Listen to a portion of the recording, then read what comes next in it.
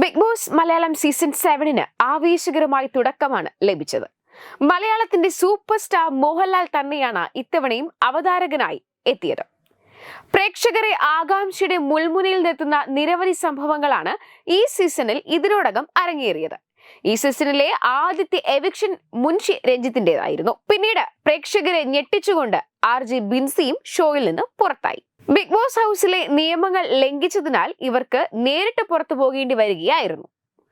അതുപോലെ തന്നെ ഈ സീസണിലെ ഏറ്റവും വലിയ പ്രത്യേകതയാണ്, ഇത് എടുത്തു പറയേണ്ടതാണ്, ഡെഡ് സോൺ ഒരു പുതിയ ആശയം.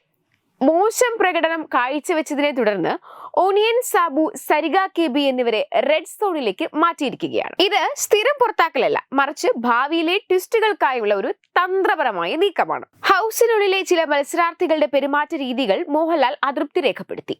പ്രത്യേകിച്ച് നിസ്സാര കാരണങ്ങൾക്ക് ഭക്ഷണം മോഷ്ടിക്കുകയും നിയമങ്ങൾ ലംഘിക്കുകയും ചെയ്ത നിവിന് കർശനമായ മുന്നറിയിപ്പ് നൽകി.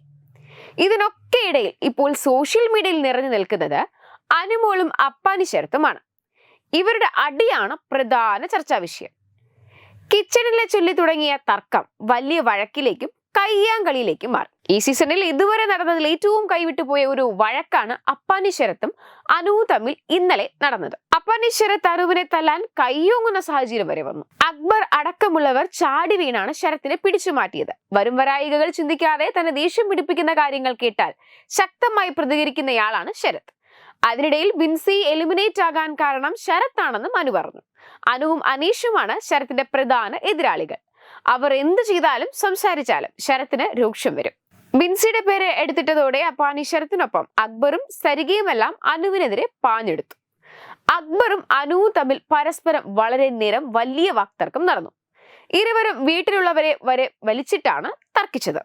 ഇരുവരുടെയും വാക്കുകളും പലപ്പോഴും പരിധി വിട്ടു പോകുന്നുണ്ടായിരുന്നു. ഇതൊക്കെ പ്രേക്ഷകർ നോട്ടീസ് ചെയ്യുന്നുമുണ്ട്.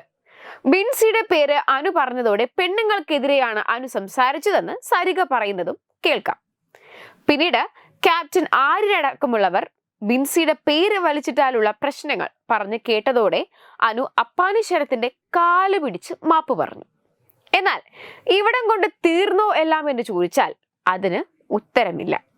അതേസമയം 2 ആഴ്ച പിന്നിട്ടപ്പോഴേക്കും മെന്റൽ സ്ട്രെസ് താങ്ങാൻ കഴിയാതെ തളർന്നു തുടങ്ങി മത്സരാർത്ഥികൾ. അത് മനസ്സിലാക്കിയ ബിഗ് ബോസ് അനുവിനെയും മറ്റു മത്സരാർത്ഥികളെയും എല്ലാം കൺഫെഷൻ റൂമിൽ വിളിച്ച് സംസാരിച്ച് കാര്യങ്ങൾ ചൂടിച്ചേർന്ന് മുന്നോട്ട് പോകാനുള്ള ഊർജം പകർന്നു. മഴയായതുകൊണ്ട് തന്നെ കാര്യമായ ടാസ്കുകളൊന്നും ബിഗ് ബോസ് മത്സരാർത്ഥികൾക്ക് നൽകിയിട്ടില്ല.